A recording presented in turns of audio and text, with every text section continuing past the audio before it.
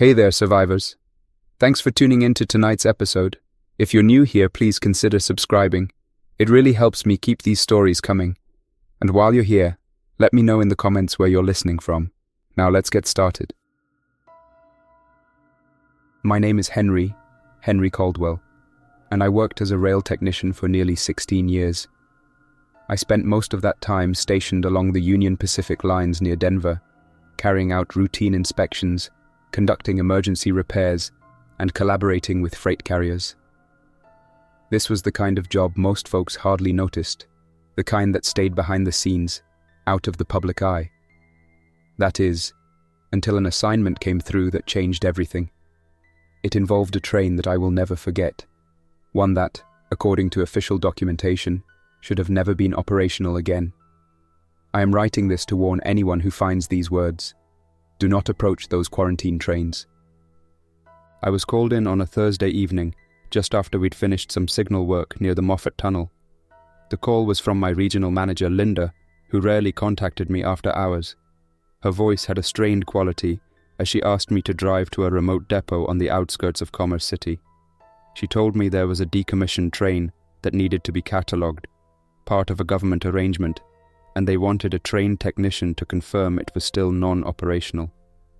This was unusual because normally these tasks were done by specialized teams. Still, she insisted it needed a simple once-over, something about verifying the wheels, and couplers met certain guidelines. I asked if someone else could take the job because I'd just worked a double shift, but she said it had to be me. Government orders. She said a local contact named Jim Bernhardt from a private security firm would meet me at the depot's gate and give me more details. The entire job was described as hush-hush. No explaining it to colleagues, no sharing the assignment on the usual shift roster, no official mention in the system. She promised hazard pay, plus a nice bonus if I followed the instructions to the letter. With gas station coffee in my hand and tools in the bed of my truck, I headed out. The drive took me through the industrial areas, dotted with old warehouses and quiet side roads. The local radio played a public service announcement about possible localized outbreaks of a respiratory illness in a few states. I didn't pay it much attention, thinking it was just another round of flu warnings. I reached the depot well after dark. The wind rustled a few broken chain-link fences along the dirt lot. I saw one floodlight illuminating a tall gate where a single guard stood. He was a stocky man with a neatly trimmed beard, wearing the badge of a private security company I'd never heard of. He approached my truck without a smile, just a stiff nod. "You Caldwell?" I confirmed, stepping out of the driver's seat and slinging my tool bag over my shoulder. "Call me Jim," he said. "Follow me inside." He led me past the gate, through a perimeter that looked like it had been thrown together in a hurry. Temporary fences, stacks of concrete blocks, and security cameras on tripods. No official signage, just battered warning placards in various languages. That alone gave me pause, but I kept walking behind Jim. He had a sidearm holstered at his hip and moved as though pressed by urgency. When I first saw the train, it sat on a silent track under half-working floodlights.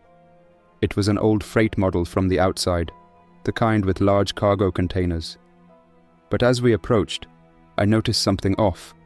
The windows, where windows existed, were sealed with heavy plating, and the entire surface was marked with wide stripes of bright orange paint, partly chipped away. Here and there, I saw large welded metal panels. Jim cleared his throat, unlocked a small utility cabinet near the track, and handed me a thick folder.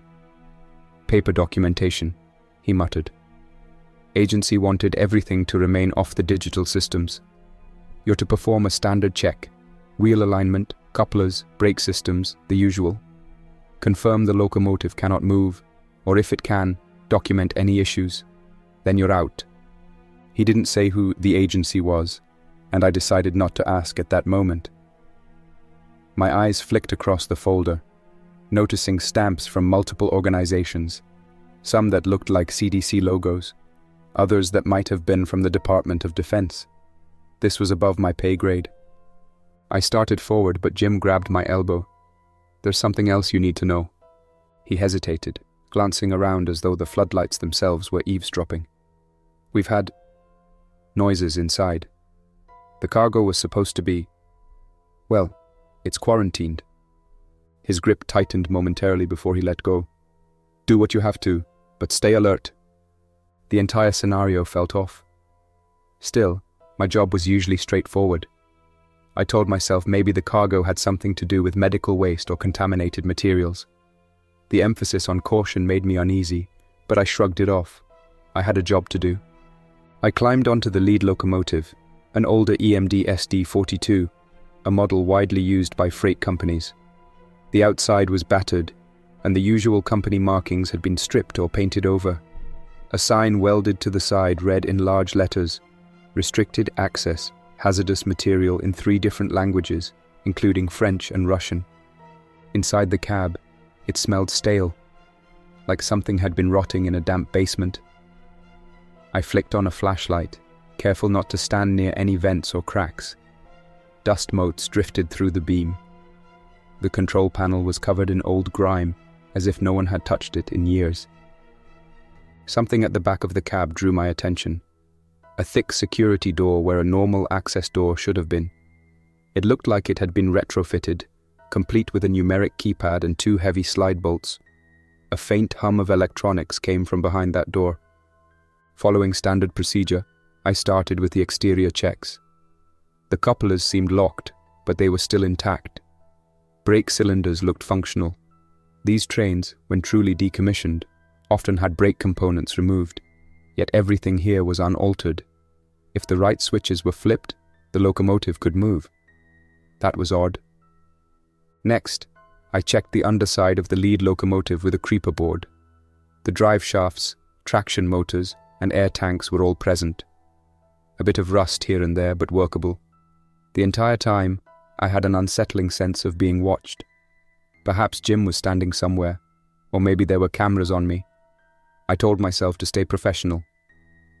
Back in the cab, I noticed a battered logbook wedged behind the seat. Expecting old shipping notes, I picked it up. Most pages were water damaged or torn out, but a few entries remained, scribbled in handwriting I didn't recognize. March 11th. Loaded containers in Oregon. Destination undisclosed. Strict instructions not to open or inspect. Crew uneasy.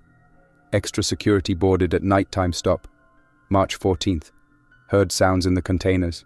Screaming or maybe just mechanical. Security told us to ignore it. Everyone on edge. March 16th. We lost a guard last night. They said it was an accident. Second guard refusing to speak about it. March 17th. We were diverted to a closed station. 2 men in hazmat suits told us to keep going until Colorado. They never gave us the exact location, just coordinates. Something about a quarantine. This is wrong. The last entry was half smeared with ink. They opened the containers. I can't describe what happened. They told me never to speak of it. I just want to go home. I set the logbook aside and tried to steady my thoughts. This was beginning to feel less like routine repairs and more like the aftermath of something highly classified. The outside world knew nothing about these trains, or if they did, it was all rumor. I moved from the locomotive cab to the first freight car. It was sealed, but I spotted a narrow access passage with a rusted latch. The corridor inside was dimly lit by emergency lights, small LED strips running along the ceiling. That should have been impossible if the train was decommissioned. Where was the power coming from? The corridor walls had thick insulation. Some sections looked like they had been replaced recently, with bright new metal plating. I noticed more warning signs in multiple languages. Danger, biohazard, classified. Sticky residue indicated old hazard stickers had been peeled away and replaced with new ones. It was the muffled noises that made me pause. Faint tapping from further down the car. A scuffling sound. Then something like a moan. Every instinct said to leave, but curiosity and a sense of duty kept me moving. I slid open a small observation window. Beyond it, I glimpsed large containers, each locked and labeled with sequences of letters and numbers. BLC 12, BLC 13, BLC 14, continuing in a row. One container door had come partially loose, revealing what looked like dents from the inside. like something had attempted to push outward. The metal was buckled. That sight alone made me step back. I reminded myself to keep calm and do the job. I tried to record some notes on my phone, but there was no signal, and the phone camera refused to focus in the dim corridor. So, I switched to my handheld notepad. My handwriting was shaky, but I wrote that the interior still had partial power, that the containers were sealed, but some damage was visible. As I advanced to the second freight car, I encountered a barrier door with thick steel bars, locked from my side. I pulled the lever and carefully slid it open. The corridor beyond was eerily silent. No tapping, no humming. The overhead lights were mostly out, leaving only the flicker of a distant bulb. I swept my flashlight and caught a glimpse of something on the floor, a security badge. Kneeling, I angled the flashlight to read the name. Sergeant Alex Monroe, from a security firm I didn't recognize. The badge was scratched, flecked with some unknown residue. If Sergeant Monroe was around, he wasn't responding to my calls. It occurred to me I should alert Jim, but I hadn't seen him since he let me inside. My attempts to call out his name yielded no response. I decided to press on, telling myself I would find him once I gathered the necessary details. The deeper I went, the thicker the feeling of something being fundamentally wrong. The air had a stale, closed-off smell. Duct tape was stretched across some corridor panels, sealing what might have been bullet holes or small punctures. More official hazard labels lined the walls. At one point, I saw a small stack of folded blankets and military ration packs. Some were half open, indicating a rushed departure. I reached a locked sliding door leading into the second freight compartment. A battered control panel next to it blinked green. When I pressed the switch, the door hissed open just a crack, enough for my flashlight to catch a glimpse of the area beyond. Rows of cargo containers formed a narrow walkway, stacked 3 high, each with stenciled codes. I recognized a few from typical shipping inventories, but near the far end, there were tall cylindrical containers with biohazard emblems. One had toppled over, and near its base, a strange fluid had pooled, partially dried. My mind raced through possibilities, some top-secret pathogen or contaminated samples. I remembered the radio warnings about a respiratory illness. Was this connected? As I was about to step into that compartment, something stirred behind the cargo. My flashlight caught a fleeting movement. It was a person, or at least it looked that way. They wore what might have once been a security uniform, but it was torn, and an armband had slipped to the floor. I called out, identifying myself as a technician. They didn't respond. Instead, I heard a soft, rasping exhalation. Then they disappeared behind the containers. A wave of caution kept me from chasing.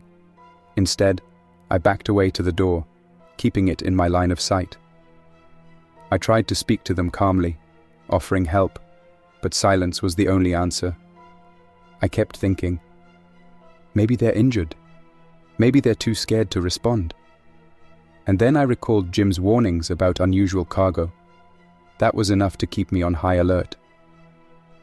Retreating to the first freight car felt like the safer option, but the door I'd come through was shut again, and the electronic lock refused to respond. I pressed the switch repeatedly, but the mechanism stayed in place. I was stuck between the 2 compartments with no easy exit. That's when the overhead lights flickered, and I heard a groan of old metal shifting. The train moved. It was slight, barely a few inches of lurch, but the sensation was unmistakable. A decommissioned train shouldn't do that, especially one left for scrap. I hurried to one of the side corridors to find an emergency brake override. These are usually located in certain cars for safety, but I couldn't locate it. The standard signage was absent or replaced by blank metal plates. Another metallic squeal, another faint jolt. Something had powered up the locomotive, or at least the brakes had briefly released. There was no telling if it might roll further. If it started to gain momentum, I could end up locked inside a moving quarantine zone with no way out. I managed to find an open section of the second freight car that contained old administrative desks, folding tables, filing cabinets, and a labyrinth of dusty cables.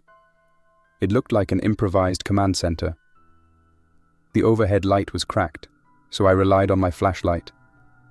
On the desk sat a worn laptop plugged into a heavy external battery, both powered on but idle. Sticky notes covered the screen, each with partial codes or references. Test groups, samples, remote stations, do not open. It was a messy swirl of official-sounding terms. A single line stood out on one note, containment compromised on BLC-12. I scrolled through the laptop's folders. Most were locked behind passwords. But one PDF was open, titled Incident Report A14. The first few lines mentioned an outbreak in a research facility near Salem, Oregon, describing a pathogen with dangerous transmission rates. The name of the facility was redacted, but references suggested it was run in cooperation with private military contractors. The infected were relocated, a hush-hush transport arranged. The train was part of that arrangement. Skimming further, I saw references to symptoms including confusion, intense aggression, and self-mutilation. My flashlight trembled slightly, the beam wandering over the screen. There were no official confirmations about the ultimate fate of the infected. The document ended abruptly. A loud clang from the corridor made me close the laptop and spin around. The echo reverberated among the containers. Something had knocked against metal. Maybe the same figure I'd seen earlier. The gloom pressed in, overshadowing any sense of normalcy. All I could do was keep going. In the corridor ahead, the tapping returned, faster this time. I raised my flashlight and called out again, offering help. My voice echoed back with no answer. I thought I heard a faint shuffle or scuff of a boot on the metal floor. Without direct confrontation, I couldn't be sure who or what it was. I decided to check the next freight car to see if there was another exit or an external door. Stepping carefully, I maneuvered around the containers. A few times I peeked between them, seeing only more crates, old bedding, random equipment. Security harnesses were scattered around, as if people had been living there for days or weeks. At the far end, a service door stood slightly ajar. Outside the door, I could see the rails and the dim glow of a distant overhead lamp. A wave of relief almost overcame me. I had found a way out. I pushed the door open just enough to slip through, but the moment I did, I realized I was only on a narrow ledge between two freight cars. To my left was a dead end. To my right, the coupler connecting this car to the next. No quick exit. I tried the latch that would lead me down to the ground, but it was locked. A thick chain and padlock blocked the mechanism. From below, I heard voices, muffled and urgent. I leaned over carefully. A pair of individuals in dark uniforms stood near the train's wheels. They looked like they were investigating the underside, shining flashlights. One asked, "Could it still move on its own? That's impossible, right?" The other responded, "Nothing's impossible with this." I couldn't call to them without attracting unwanted attention from whatever was inside with me, and I also wasn't sure if I could trust them. Private security had let me in, but I didn't know who these people were. Then I noticed a fresh set of footprints in the dirt near them, leading away from the train, but the individuals below left the area before I could gather the courage to shout. Retreating inside, I decided to return to the improvised command center to see if I could re-engage the external locks. On the way, the corridor lights flickered again. That's when I caught sight of someone ahead, about 20 yards away, crouched behind a container. They wore tattered cargo pants and a torn uniform jacket. The stenciled name looked like Monroe, matching the badge I had found. He lifted his head, and I saw eyes that did not seem to focus. Cautiously, I asked if he needed assistance. He didn't speak. Instead, he took a staggering step forward, as if disoriented. His arm was outstretched, hand trembling. I repeated that I was here to help, but the moment my flashlight beam touched him, he let out a low, distressed sound and banged a fist on the side of the container. The sudden noise echoed, causing dust to fall from above. It was enough to make me step back. He advanced one more step, then paused, as though uncertain. We stood in a tense standoff for a few seconds. Then he turned abruptly and moved deeper into the maze of crates. I stood there, trying to decide whether to follow. My instincts warned me not to approach. Something about his stance, the slackness in his face, suggested an extreme condition. Whether it was a disease or shock, I couldn't say. Eventually, I found a different route back to the first freight car. On the way, I passed a series of containers labeled with large red crosses. One container's door was slightly ajar, revealing medical supplies, antibiotics, bandages, syringes. Another container's label read isolation gear, level 4, along with brand names I recognized from high-level biohazard suits. This train had been outfitted to manage a serious outbreak, no doubt about it. At the far end, a single container stood open, empty except for heavy restraints bolted to the floor. The restraints were broken. The steel links had been snapped apart. This defied logic, as they were thick industrial grade. I glanced around for any sign of what might have caused it. All I saw were scuff marks on the metal, as if there had been a struggle. The overhead speaker system crackled to life with a burst of static, making me freeze in place. A distorted announcement played. "Attention, containment breach in Car 2. All personnel maintain lockdown procedures. Do not attempt direct contact." The message looped once more and then faded. Static returned. The system sounded old, but it was operational enough to broadcast a pre-recorded alert. My mind raced. Containment breach. That meant there were potentially multiple infected or compromised individuals on board. I retraced my steps to the front locomotive, hoping to find Jim, or at least a working radio. The floor plating near the entry was dented, as though something heavy had collided with it. The security door at the locomotive's rear was still closed, numeric keypad blinking. I tried to open it. No luck. The keypad required a code. An idea surfaced. Jim might have the code, or it might be in the folder he gave me. I rummaged through the documents in that folder, scanning page after page of official forms.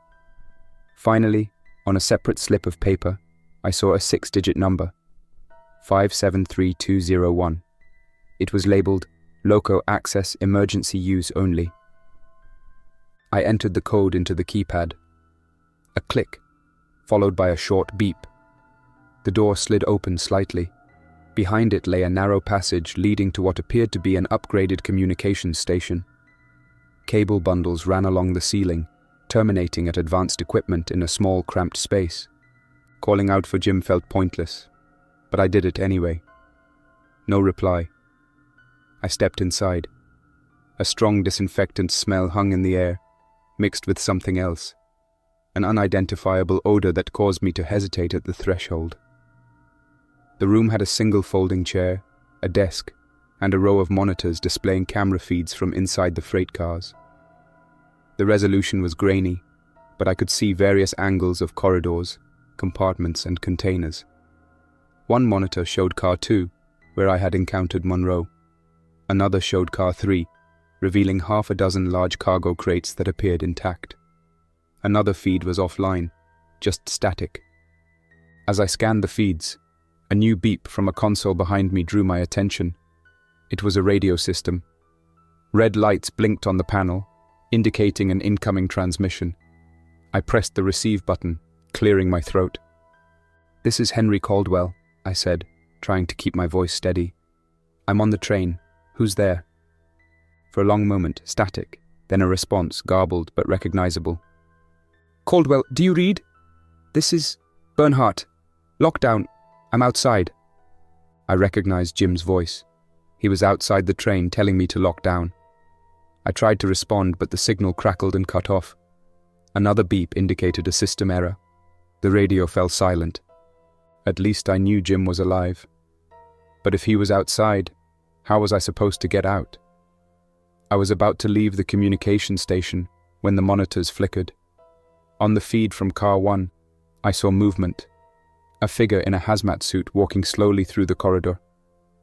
They paused, turned toward the camera, and then moved out of frame. I turned back to the corridor, stepping through the door. The moment I did, I heard footsteps approaching my position from the locomotive entrance. I ducked behind a crate, peering through a gap.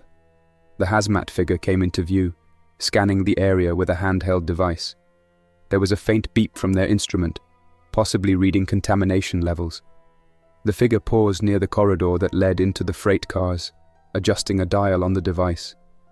Their stance suggested a readiness to act at the slightest disturbance. I tried to hail them, but I hesitated, unsure if they were friend or foe. The beep from their device grew louder, and they tensed. Then, from deeper in the train, a metallic crash echoed. The hazmat figure spun around and sprinted toward it with surprising speed, leaving me alone again. Feeling pinned, I realized I needed to exit the train altogether. Jim's words about lockdown suggested that was still possible. I decided to head back toward the second freight car, hoping for a manual override or an external hatch that wasn't chained shut. The passage between the locomotive and Car 1 was now littered with scattered documents and equipment. I spotted a half-broken station labeled biohazard storage. The door hung on its hinge, battered open. Inside, more suits, gloves, face shields. My mind raced with the question, if they needed that level of protection, then the threat on board might be more dangerous than I initially imagined. Entering Car 1 again, I checked the corridor door that had locked me out before.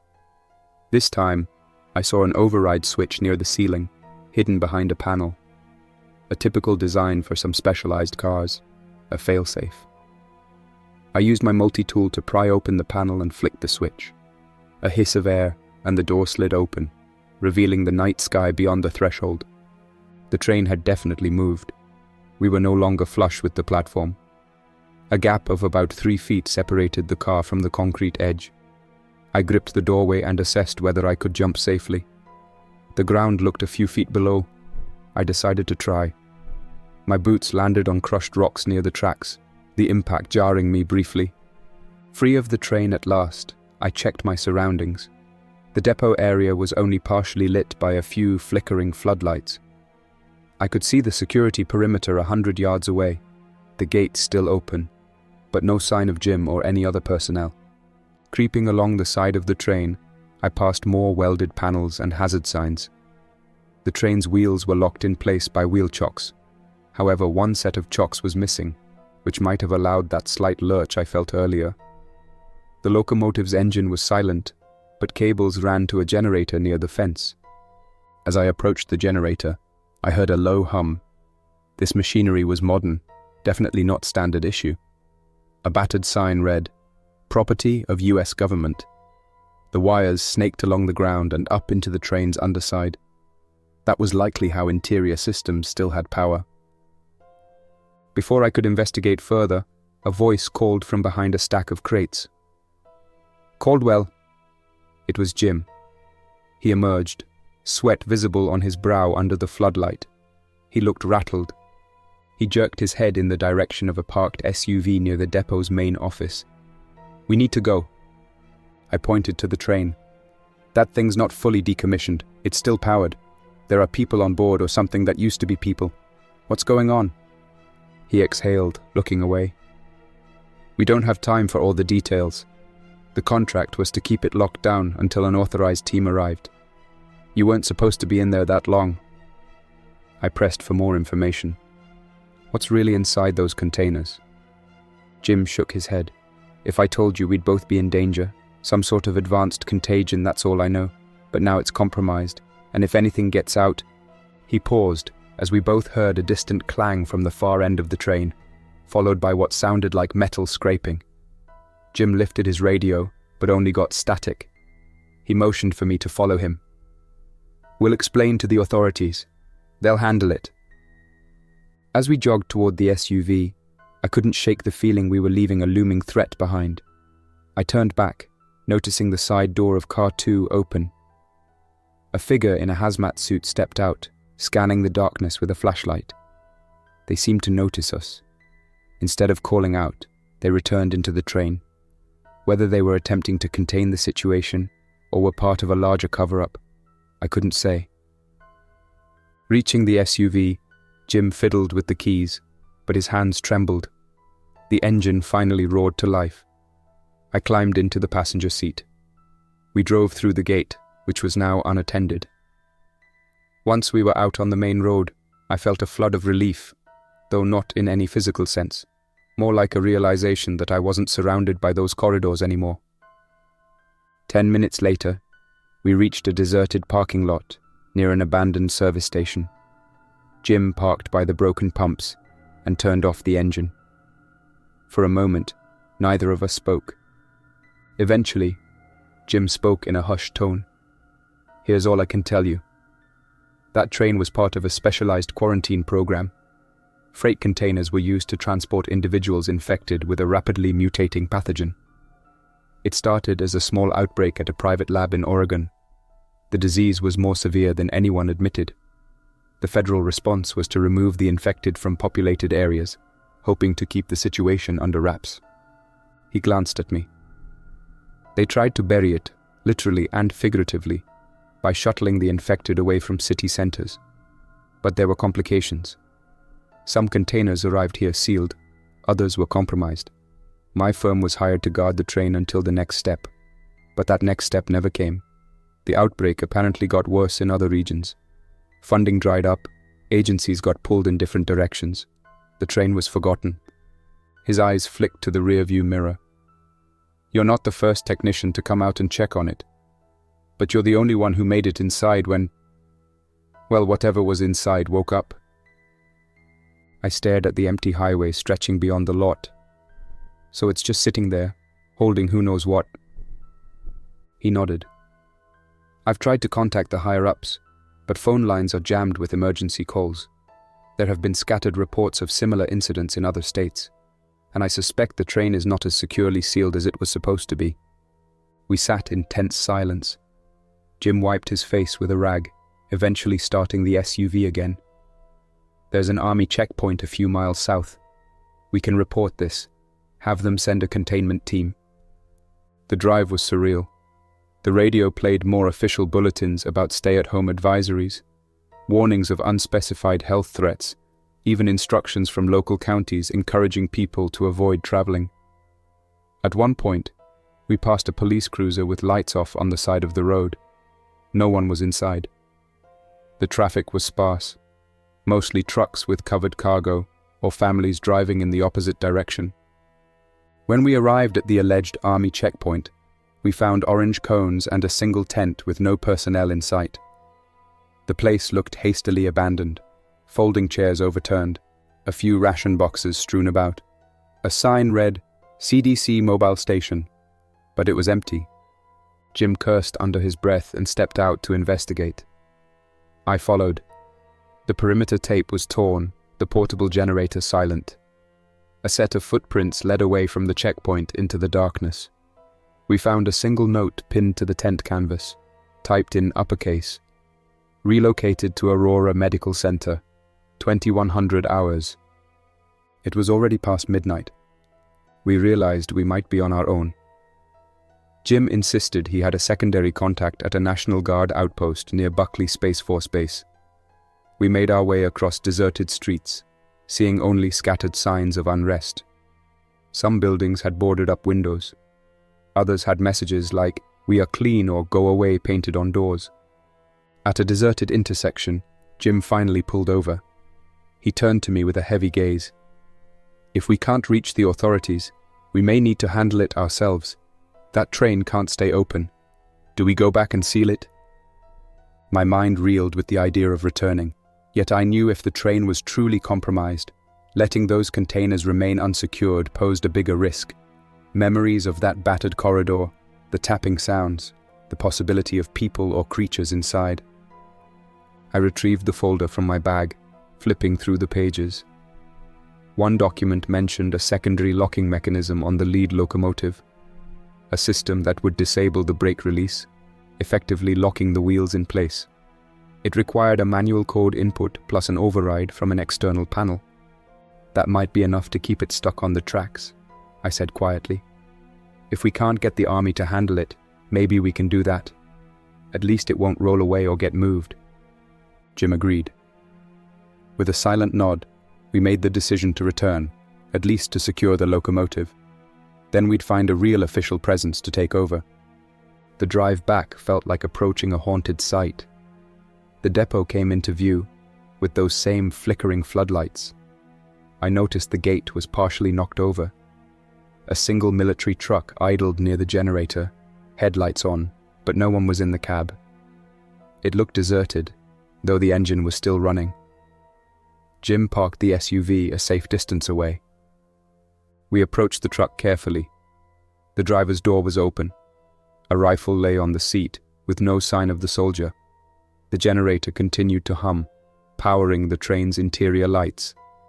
In the distance, the silhouette of the train loomed, faint light spilling from the open doors. Jim and I exchanged grim looks. We slipped along the side of the train again, keeping low. There was no immediate sign of the hazmat figure or the soldier who drove the truck. I couldn't see movement inside the cars, but the same stale odor lingered near the entrance, an odor that hinted at a place that had been sealed too long. Reaching the lead locomotive, we found the side panel for the mechanical override. The instructions were in my folder. We needed to enter a 6-digit code, then physically engage a lever inside an access hatch under the cab floor. Jim kept watch while I opened the panel. The code was the same one I'd used before, 573201, plus a new suffix from the notes, 04. I punched in the digits. A quiet click, then a red LED turned green. I climbed into the locomotive, using a small flashlight to locate the floor hatch. There it was, labeled, Override, Do Not Remove. My hands worked the latch, pulling up a metal lever. A clank reverberated through the frame, as though heavy pins had slammed into place around the wheels. Stepping back onto the gravel, I could see that each wheel now had a locking clamp engaged. That would prevent any motion, at least in theory. We had accomplished the mechanical lockdown. The rest was up to actual containment specialists, if we could find them. We were turning to leave when we heard something inside the locomotive. A thump from the interior, near the communication station. Jim and I looked at each other. I couldn't resist the urge to check who or what was inside. Maybe it was the soldier from the truck. We climbed into the cab, carefully scanning the space with flashlights. The corridor to the communications room was dark. My light caught a figure slumped against the wall. They wore military fatigues, face shield pulled back, revealing half-closed eyes. I stepped closer, calling out quietly. They didn't respond. Their uniform patch indicated a Colorado National Guard unit. The soldier's chest rose and fell faintly, still alive but unresponsive. Then, from further down, in the gloom, I heard a soft scraping sound. Something or someone else was there. Jim leaned in to speak, but I gestured for silence. We crept forward, the corridor feeling narrower by the second. The overhead lights flickered once, revealing a hazmat suit lying crumpled on the floor, empty. Next to it, the handheld device was smashed, its screen spider-webbed with cracks. A shape darted across an intersection of corridors. My flashlight couldn't catch it fully, just a blur of movement. We froze, listening. No footsteps, no further sound. With every second, that oppressive hush weighed on us. Unable to carry the soldier out, we feared we might startle whatever was lurking. We backed away. Jim whispered that we should notify proper medical teams. My mind spun, imagining that soldier waking up, disoriented, alone in the dark with something lurking. But I had no illusions we could help them ourselves. We had no protective gear, no stable extraction route. The best we could do was seal the locomotive. Perhaps a specialized team would arrive in time. Returning outside, we scanned the perimeter one last time. The sense of being watched never left. The train stood, locked in place, its interior lights flickering behind sealed doors. We climbed into Jim's SUV and he revved the engine. The weight of what we had seen pressed on us, though we tried not to dwell on it. We left the depot at a cautious pace, passing the deserted side roads. In the distance, faint sirens echoed from the city. Helicopters or planes occasionally crossed the sky, headed somewhere else. The entire region felt as though it was teetering on the edge of a larger crisis. In the following days, I tried to contact Linda Morales and the railway authorities to give an account of what had happened. I received automated messages or brief reassurances that the situation was under control. Word circulated of increased illness in certain areas, of quarantines in Boulder and Colorado Springs. The news remained vague. I found no mention of the train in official statements. It was as though the entire operation was purged from the public record. Linda left me a voicemail saying the company wanted me to take some paid leave, to keep quiet for my own safety. She hinted that there might be a gag order, that I should comply. Jim disappeared from my life soon after, or maybe he went into hiding. The phone number he gave me was disconnected within a week. I tried to search for his security firm online, but all references had been wiped. Late at night, I sometimes dream of that locomotive, still locked in place under the flickering lights. In my mind, I see the containers shifting, hear the faint tapping and scuffling. The official announcements keep warning people to stay indoors, to avoid unnecessary contact with others. But the train, and whatever it carried, remains absent from any news. The question that haunts me is, did we truly contain it? Or is it only a matter of time before something else goes wrong? If you ever come across rumors of a quarantined freight train near Denver or anywhere else, with suspicious plating and multiple warning signs in different languages, do not approach it. This isn't a matter of private property or trespassing. This is an emergency that transcends typical boundaries. If you see it, call local authorities, though I'm not sure how much help they'll be. My best advice is to keep your distance. No job, no amount of curiosity, is worth the risk of whatever is stored inside those sealed cars. I share this not to spread panic, but to inform. My experiences might sound outlandish, but I can only attest that every detail is real to me. If there are other trains like it out there, then the problem might be far bigger than any of us realize. The truth is, we might already be living in the aftermath of decisions made behind closed doors. In the end, I'm left with the knowledge that somewhere in the Colorado night, behind fences and floodlights, sits a silent locomotive, loaded with secrets most people would never want to face. It's locked down for now, but I still see those old hazard stickers in my mind's eye, peeled back to reveal deeper warnings. And I recall the final entry in the logbook I found. They opened the containers. I can't describe what happened. They told me never to speak of it. I just want to go home. He wasn't alone. Neither am I. And neither are you. That's all for now. Thanks for listening. If you enjoyed this story, don't forget to like and subscribe for more unsettling creepypastas. Your support keeps my channel alive. Until next time, stay quiet, stay vigilant, and trust nothing, not even the silence.